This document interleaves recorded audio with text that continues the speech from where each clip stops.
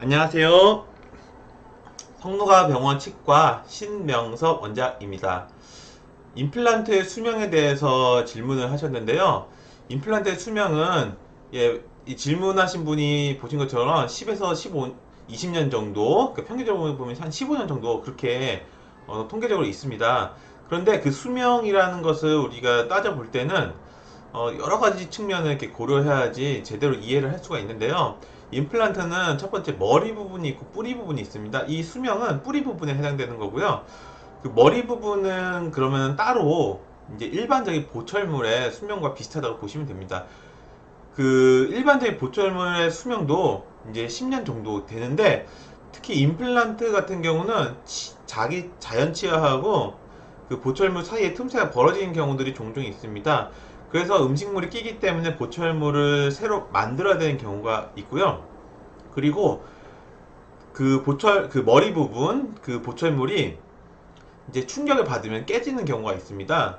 그거는 이제 임플란트뿐만 아니고 일반적인 크라운 보철물의 경우에 이렇게 깨지거나 탈락되거나 그런 문제들이 생기는데요.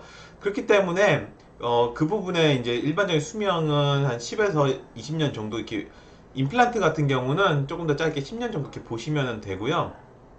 이제 뿌리 부분에 그 수명이 이제 10에서 20년 정도 되는 건데 그 통계마다 이게 차이가 좀 있습니다. 그런데 이제 이 수명은 뭐냐면은 임플란트 뿌리 부분을 제거를 하게 되는 이제 그런 경우에 대한 이제 수명 연구고요. 그렇기 때문에 임플란트를 어떤 경우는 굉장히 빨리 제거를 하는 경우가 있습니다. 그리고 어떤 경우는 굉장히 오래 쓰는 경우가 있는데 지금까지 임플란트 수명 제일 긴 거는 한 50년 정도 임플란트를 쓴 그런 이제 케이스가 있습니다. 예, 임플란트 같은 경우에 특별한 문제가 없으면 평생 쓰실 수도 있는데 50년 정도 이제 50년 쓴 건 왜 그러냐면 그 임플란트 50년 쓰신 분이 돌아가셨어요. 이제 그러니까 죽을 때까지 쓰신 거예요. 그러니까 평생 쓰실 수도 있다라는 그런 이제 사례이고요. 근데 어떤 경우는 임플란트를 막 2, 3년밖에 못 쓴다든가 이제 그런 경우도 있습니다.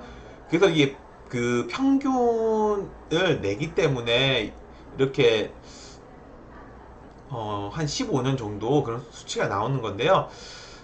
사람에 따라 이 편차가 굉장히 큽니다. 임플란트를 이제 빼게 되는 주된 원인은 임플란트 주위염이라고 하는 잇몸병 때문에 생기는 것인데요. 잇몸병이 생겨서 임플란트를 빼게 되는 경우가 가장 많습니다. 이 잇몸병의 원인은 다양한데, 이 잇몸병이 생기지 않도록 이도 잘 닦고 스케일링도 잘 받고 관리를 잘 하셔야 됩니다. 그래서 임플란트가 이제 빠지게 되면은 그 부분에 다시 임플란트를 심는 재수술을 하게 되실 수도 있습니다.